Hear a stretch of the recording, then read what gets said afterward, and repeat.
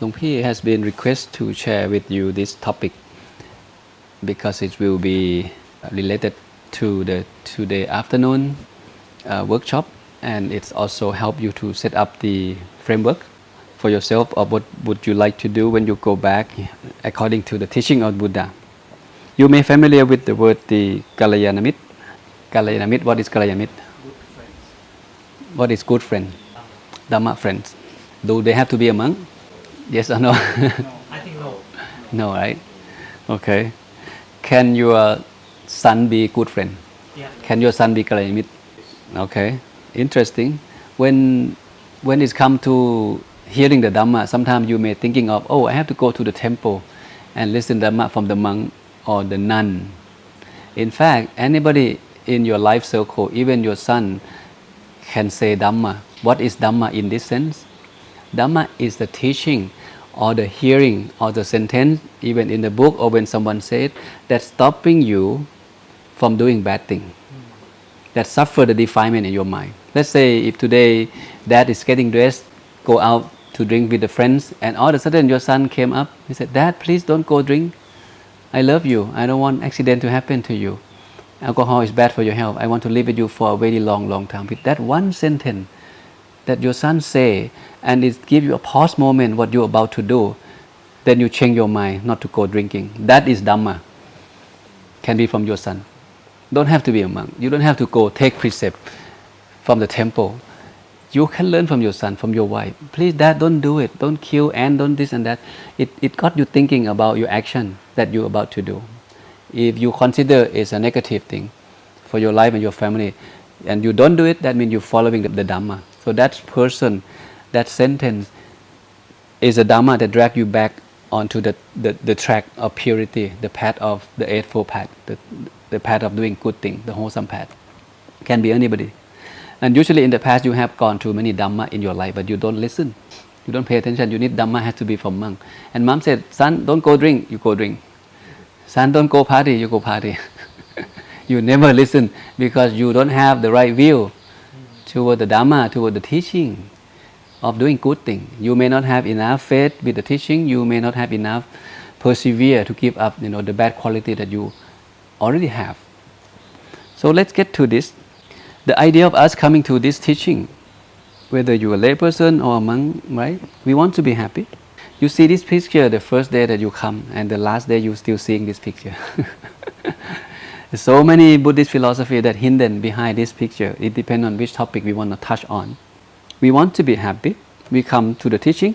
Let's say you walk down this path for a very long time, and all of a sudden someone introduced you to the teaching of the Buddha. You start having faith, you check the book, you look for a teacher, and one day you have enough faith, and here you are. You are a monk now. You did some research, you did your part. That is why you are here in this 30-day training. And then you're following the teaching of the Buddha with a certain faith toward the teaching. And hoping that you can be happy today, happy when you go back, and perhaps one day you can realize the ultimate happiness as well, just like the Buddha and those Arahants in the past, they have achieved or they have attained. So you understand a certain Dhamma teaching, maybe more than what you have learned in the past, or add on some new input in this 30-day training to be happy. And I believe deep down in your mind, now you know that Dhamma is good, precept is good, meditation is good, mindfulness is good, stop breaking precept is good, alcohol is bad. You seem to know and have confidence that those things is bad, is a bad thing. Unwholesome action and wholesome action, you now be able to differentiate them. What is considered unskillful bodily action, unskillful verbally action, unskillful thinking. Now you know that. And your job is to stay away from that as much as possible. And I also believe that deep down in your mind, you want to share this wisdom for your friends, people in your life circle. And how can you do that? That's the idea of today's lecture. Go back, think of the 6 directions that we learned, which relationship that's still broken, that need to be fixed, or which relationship that already good, that you can go back and strengthen that relationship.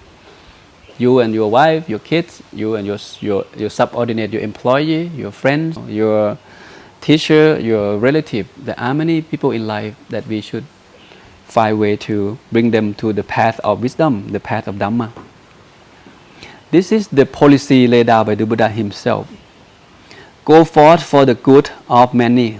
Go forth for the good of many, for the happiness of many, out of compassion for the world, for the welfare, the good and the happiness for God and men, for everyone. Let no two of you go in the same direction. The Buddha said clearly, teach the Dhamma or share the Dhamma or the good teaching that bring people to have a good life, which is beautiful in the beginning, beautiful in the middle, and beautiful at the end. That means that person needs to understand what they're talking about, understand the Dhamma. Don't just push people to receive your information. I know now you have so much energy, you want to share, right? And now you're just dumping that information, bring people back. Don't stop drinking, stop gambling. It doesn't work. Okay, you need to think of it, of the way to deliver your sharing. Declare the holy life, it's in its purity, completely both in the spirit and the letter. If all Buddhists, monk, nun, layman, laywoman, if all Buddhists really take this policy seriously, I believe the teaching of Buddha would spread wider than this, further than this. Now Buddhist people don't even study their own religion or their own doctrines, what the Buddha teach. Some of them still have doubt whether the Buddha did exist. Some of them still believe that there is only one Buddha exists. There's a lot of misunderstanding among Buddhist communities because people don't study their own religions. That's the wicked point of most of the religion followers in this world. You don't get to know the bottom of the teaching of the teacher that you follow. And now you have faith, you walk on this highway of life. That means you have a certain faith, you have developed certain wisdom. And this policy to me, it's very critical. This is how the teaching can be protected and can be propagated, can be radiated to the world. Yourself, as a faithful follower, you develop this. You develop your faith toward the teaching. You come and study.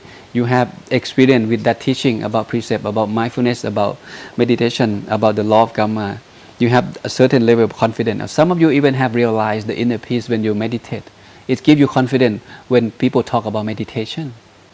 And if we take this policy again seriously, we wouldn't stay in the comfort zone from now on. We would reach out.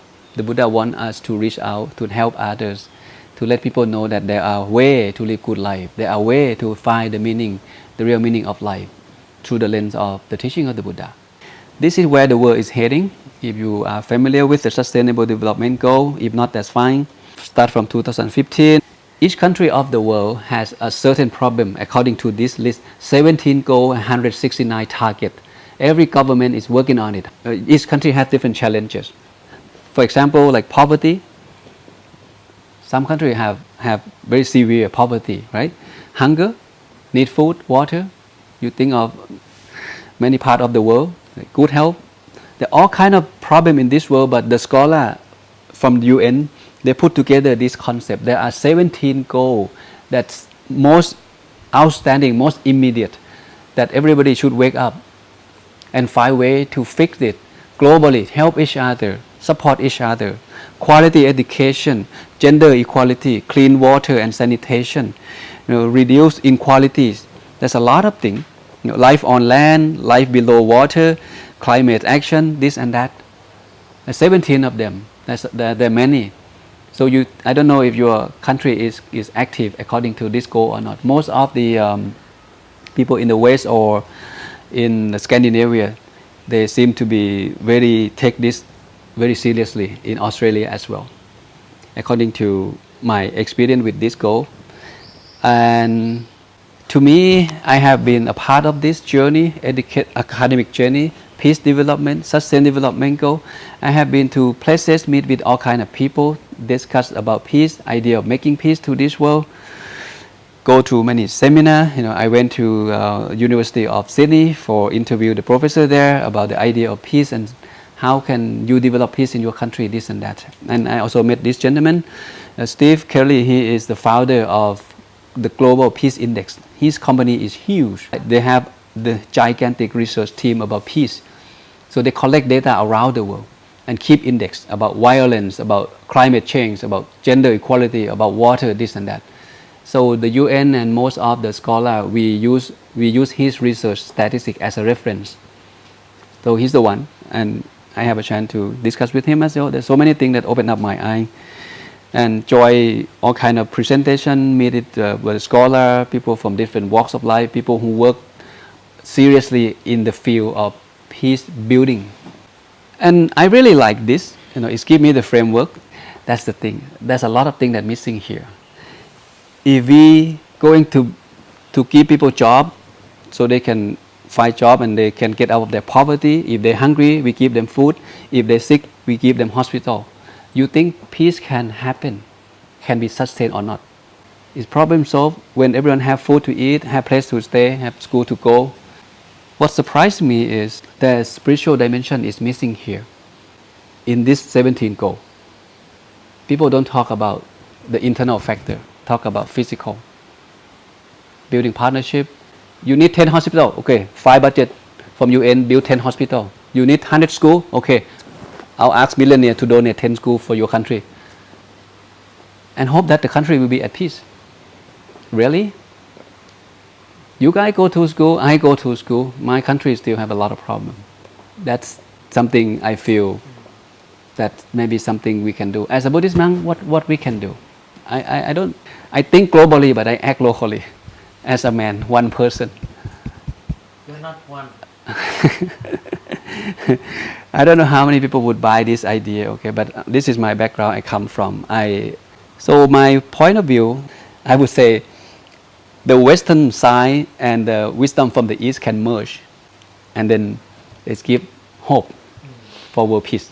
I don't think I can make peace by giving people clean water, and food and point them to the right hospital.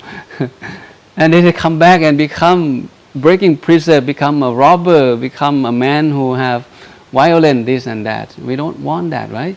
This field opened up my eyes to a lot of things, what I can do. This is what happened to the world, gentlemen. It's depression. It's number one. It is number one global disabilities. And now it's still. You and me, we have a certain level of stress and depression. But we know how to deal with this if we meditate, if we mindful, we observe precept, this and that. But the world at large, they don't know. 300 schools in UK and many schools in New York, now they adopt mindfulness. The teacher need to certify and teach mindfulness before the class started. That's why there is a mindfulness center founded and supported by Oxford University to certify teacher. If you go there, you check their website, mindfulness, Oxford Mindfulness Center, you can get yourself certified. So you become a mindfulness certified. So you can teach mindfulness academically. They give you tool, approach to develop the technique to be mindful, and you teach your children in school. So now you not just know mathematics or biology to teach in the class, you need to know how to teach your student to be mindful too. This is a big movement, huge movement in the educational area. To be mindful, because their kids start having stress at the young age, and that is not a good sign at all. That's why people committed suicide. That's why people shift toward violence. When the mind is crowded, any bad thing can happen. School shooting still around. Lately, 2 months ago, the shooting in the US in the outlet. People go shopping and die for no reason. Today is day off. I'm going to take my family shopping at the outlet, and all of a sudden the guy with the gun starts shooting, and the family die. Dad die. This is the world that we're living in. And the Buddha said, good friends, Kalayanamitra, companions, and associates are the whole of the spiritual life. A bhikkhu with good friend, good companion, good associate can expect to develop and cultivate the Noble Eightfold Path. In other words, if we keep it simple, if you hang out with good friends, your life will be better. Your life will be better. Better means what? You far away from the bad thing, far away from drug, alcohol, from partying, from gambling. Your life will become getting closer and closer to walk down the path of purity. If you're about to do something bad, if you have good friends, they will find a way to bring you back on track. that's the significance of having good friends. One good friend never been enough, but one bad friend in your life is more than enough. Make sure you sustain relationship. If you already have good friends, nurture that relationship and have it last for a really long time. It's only benefit you. Now you become friend with the monk. You have monk's brother. You have monk teacher. Nurture that relationship. Come back to the circle of learning. Don't just go back to your world and leave things behind. Leave good things behind. Nurture that. The world needs this Kalayanamitra. I think if we take this policy of the Buddha, wherever you go from now on, you become one Kalayanamitra. First, be Kalayanamitra, be good friend of yourself first, and then be good friend with people in your family. Expand to the workplace, expand to the society, community, to the nation, to the world at large later on. But start from yourself first. Are you happy at the moment? Is your mind have peace at the moment? Or you still don't even have peace within yourself? That means something is wrong with your practice of the Dhamma that you practice. The more you practice the Dhamma, the more at ease you become. Ease is the key word in the text. The mind becomes at ease. You observe precept, your mind at ease. You practice mindfulness, your mind at ease. You practice meditation, your mind at ease. Ease is the starting point, is the key word. Do you feel at ease at the moment? You have been a monk for almost 4 weeks, or life still difficult for you in your will? Are you able to let go some of the balloon that you've been holding? This is routine suffering, right? We learned that.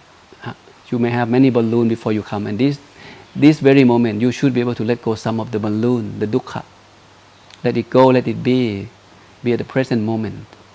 This is the Buddha declared 4 kind of people that I like to share with you today. There are 4 kind of people in this world. Which one you are? The first kind of people is the one who practices to benefit neither himself nor others. There are such people in this world. Second kind, people who practices the benefit others but not for himself. And the third kind is one who practice benefit himself but not others. The last one, this is the one that the Buddha praised, one who practice to benefit himself and others. This is the best kind of people in this world that you should aim to be. What is the first group of people? Have you known this kind of people in your life? Yeah. There are some people like this, right? Like me. You don't care about anything. You break the law. You don't observe precept. You do whatever you want to do. You don't care about even your health and someone, your life and others. You benefit no one, including yourself. There are such people, right? This is understandable. What is the second one? One who practice benefit other but not for yourself. They focus of other, not himself. I think there are many people like this. I have seen many friends that come and ask for donation and sharing good news to others, make merit, give envelope, collect merit, and give to the temple, this and that. But he himself, he never donate. You don't practice the Dhamma, but you want people to practice the Dhamma. There are all kind of situations, all kind of people like this in this world. They do good, but they neglect themselves, welfare, and the family. Family is broken, but dedicate time for the society, dedicate time for others to make the world better, but you neglect your own life and people in your life circle. That's why there is a conflict in the family. Conflict in the family. It's like psychiatrists who give a lot of counseling, but at home they're fighting with their wives. That's kind of thing. Your attention, your energy, your effort for the world, but not you neglect to take care of yourself. The third one also, right? You only focus on yourself, but you don't care about the world. I observe precept.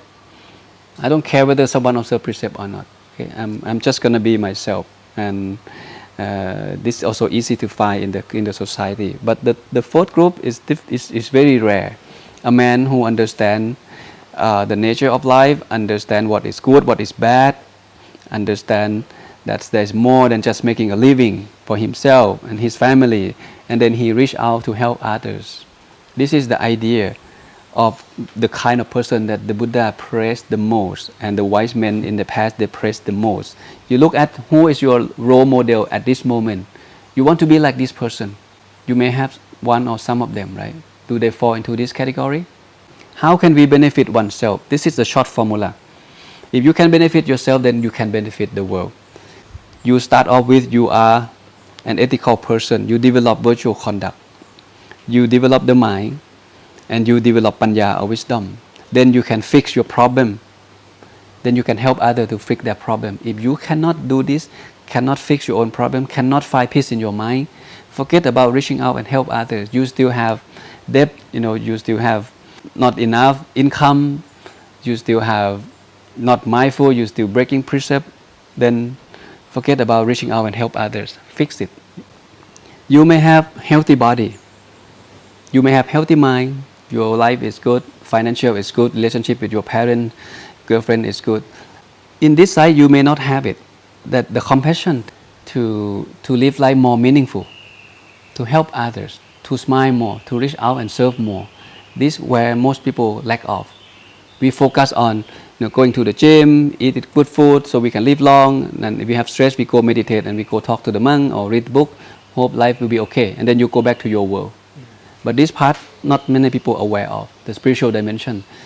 What is the meaningful, how to live life meaningfully? If today everyone in this room is financially free, from this day onward, you don't have to worry about paying the bill until the day you die. You are physically healthy, with a lot of money in the bank, with good relationship with your wife and children. What would you like to do tomorrow morning? That's the question on this area. That's the idea. And this is what I came up. The body, happy body. We know that we have disease, we have virus, fungus, bacteria in the body, but we still healthy, right? You can keep on doing this. You don't have to worry about removing all of them. You'll be okay by eating good food, by having enough rest, by make sure that you exercise, apply what we learned so far. Is there anything that you plan to do today to make your life 1% better than yesterday in terms of good health? Just 1%. You should. 5 minutes doing something that make you healthier. So now you can have happy body. Same thing with happy mind. We have virus, we have greed, hatred, delusion in the mind. We may not know how to remove them completely, but at least these three things can help you to have a happy mind. First, make sure you don't compromise in your precept. Observe precept. Start from 5, later on, from time to time, observe 8 precept. And then the second, you develop mindfulness. And the third, you learn how to guard your sense doors, to control your sense. I give you a short tip. But you have ordained, you become a monk, you should be able to explain this picture in a deeper dimension. Give you a quick example. What it means by precept. Precept is not just 5 things you cannot do, right? What about dana? What about giving? What about respect your parents, elderly? These also fall into the precept. Yes, and when it comes to mindfulness, you know automatically by now, mindfulness comes with awareness, sati sampajanya. Why we practice mindfulness? Because we want to have good meditation. Why we practice meditation? Because we want to have a happy mind. It's go together. And in order for you to get that, to prevent all the defilement that come from eye, ear, taste, touch, you need to develop the skill to guard your sense door or to receive this information.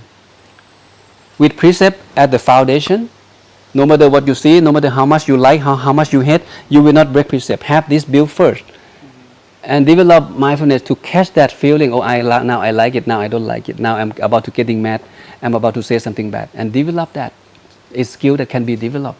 With mindfulness, then you can aware, take a few deep breaths, and then you will make better decision. And this helps you to have a good meditation or a better concentration if you are mindful. No one in this world, no meditator in this world have good meditation without develop mindfulness. You need to sharpening your mindfulness, then your meditation will be better. That's why I don't put the word meditation here. But when I say mindfulness, that's how I want you to see deeper than that. So you develop the body to be happy, you develop the mind to be happy, then you develop the spiritual dimension after you have these two important elements, build or cultivate. Here, suffering and dukkha and sukha come from these 5 aggregate. 5 aggregate has body, physical, you need to be healthy to be happy, has mind, right, which has defilement, and has spirit.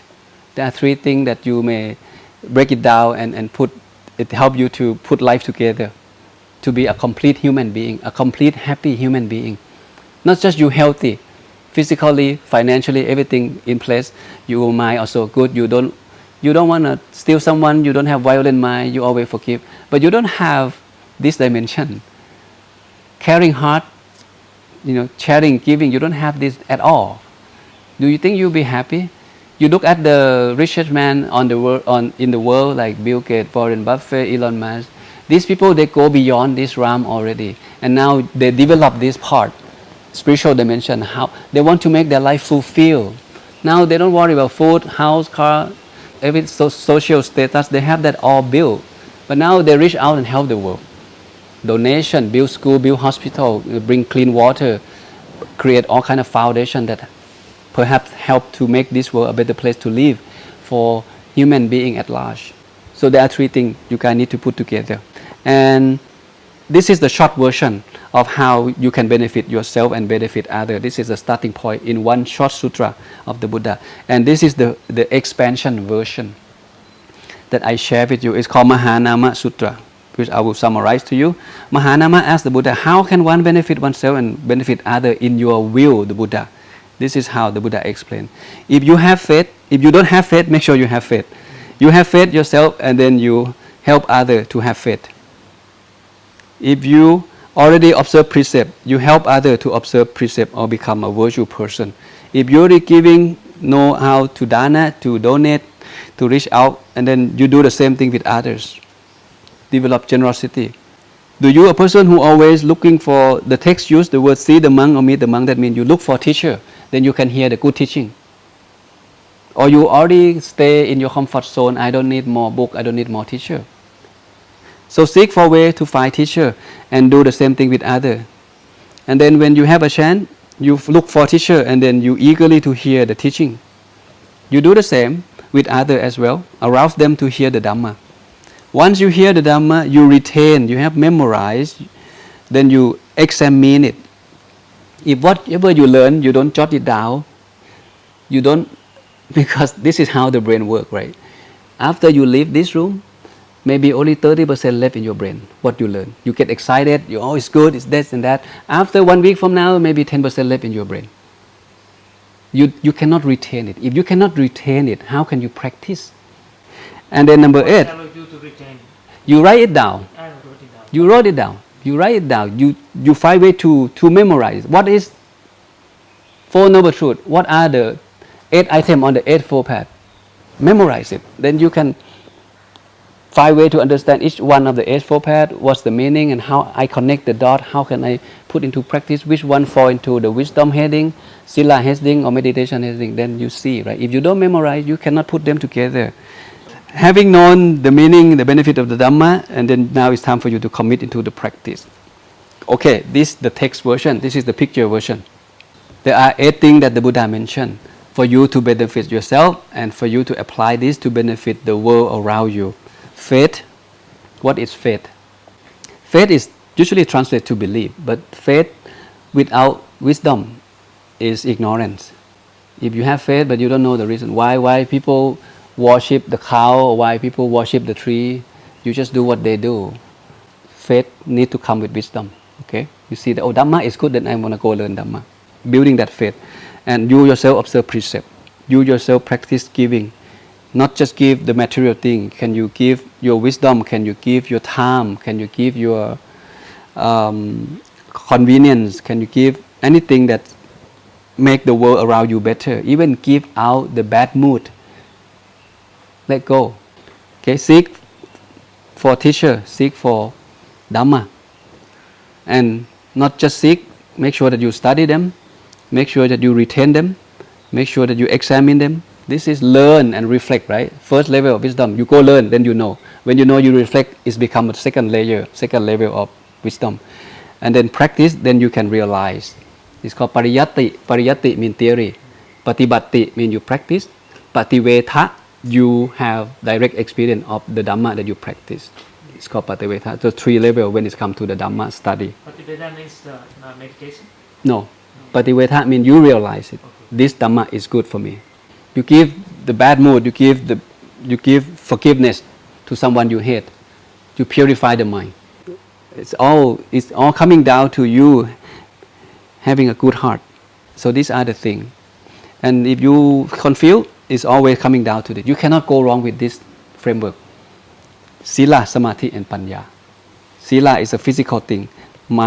Samadhi is about the mind thing. Panya, the spiritual part, the understanding part, the right view and right thinking.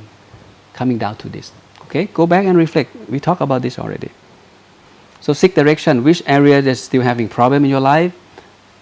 Which kind of group? Which relationship is still there that's not right? Okay. Don't hold on that's bad feeling towards someone. If you want to say sorry, then say sorry while you still can. Because one day you may be able not to do it. You may not be able to do it. Fix it. Reach out. Get things fixed. There was a man who come and ordained and he never talked to his parents for a very long time. He took that opportunity to call, make a long distance phone call and tell mom, I love you. I'm sorry what I did. I will be a monk tomorrow. Would you forgive me? Relief. Happy journey. Okay? Don't wait until you cannot, until you're on your deathbed and then we may not find a person for you to ask for forgiveness. The Buddha gave us the last word of wisdom before he passed. He said, come monk, or you, all of us, I will tell you that all conditioned things are subject to decay. This one, life will decay. 5 aggregate will decay. All conditioned things. You need to strive on with his fullness. There are many translations when it comes to this teaching of the Buddha. You need to find the translation that make most sense to you. But the idea is not to live life carelessly because time is running out. Do what best for you today. Do what best for you, this month, this year. Best for yourself, best for people around you. The carelessness come to me when I hear the word careless. The antidote for careless is sati. How can, if the man is mindful, he is not careless. Mindfulness is life and death, right? If you cooking, you chop the vegetable, if you're not mindful, you may cut your finger. So it's about being mindful, then you are not careless. So that's why Luang Pi always said mindfulness is a foundation to be happy in this life, to be happy in the long run. If you are mindful, you make less mistake. You make a better decision before you say something to someone, before you do something to someone. If you are mindful, most likely that action will be wholesome. You have less violence, you have less negative impact for you and for them. The reason I brought this up because I like you to think. If you feel like, oh, this one makes sense, Luang Pi, I want to be people in this group as the Buddha suggests. Okay, how can I benefit myself? Okay, how can I benefit others? And I give you the framework. This is how you can benefit yourself.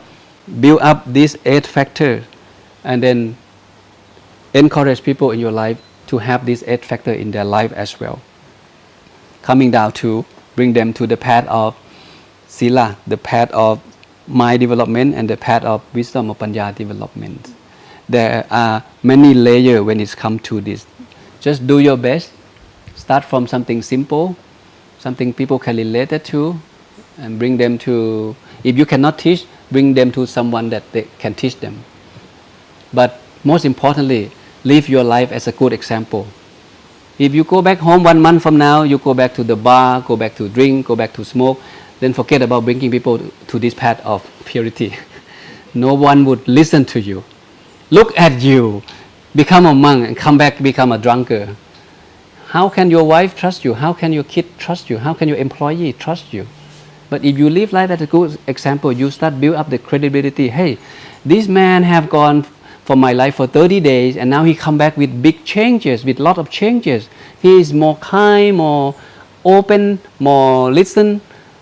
He never yell, he stopped yelling to me, he start listening to me, this and that. That means people notice some change because you have gone to the ordination. You have found some wisdom from your training and now you apply that wisdom into your real life. You become a man of peace at home, a man of peace at work, a man of peace in your communities. And go from there. When people trust you, then they will follow what you practice. Oh, teach me how do you meditate? What is meditation? What is precept? And how can I observe 8 precepts, this and that? Go from there. Start from you first. Be the light of peace. Be a good example. And then the second task or the second responsibility is to help others. Make sure yourself okay first, and then start build out the foundation of reaching out and help more people later on. For some of you may be ready already to do two things at the same time. Some of you need to work on yourself first in this and that area, and then move on and help others in that area later on. It's okay, work on it. But no matter what, there are two areas that you guys can stay focused from now on until the rest of your life. That's how I see it. Okay, benefit yourself, and then reach out and help others. What kind of life is better than this? You may be able to get rich. You may be able to live long life with good health. But do you think that's it? That's happy life? Is your life fulfilled? I have met many men who come to this training, successful politicians, successful army people, successful businessmen. They have everything materially, but the mind has a hole, a big hole. I don't know what's missing. I hope to find it here in the forest, being a monk. It's not just you, rich, healthy, good family. There's something else that we can look into that area and develop it. Then you can be happy in this very life. You can be happy in the future life. Just work on a little bit thing on each day. Make yourself 1% better on the mind. Make yourself 1% better on the body, the mind. And today, let's see if you can make someone smile. Let's see if you can do something worthwhile, just 1%. Can you tell yourself today, I'm not gonna get mad to anyone. Whatever happens, I will content. Can be anything at all, just 1%, to make yourself better, to be happy and happier on each day as you go through life. This is the mastering of the mundane thing. It's the mundane thing. I know you clean toilet. I know you clean the bathroom, the dining hall, this and that. If you do the same chore every day, today can you do better?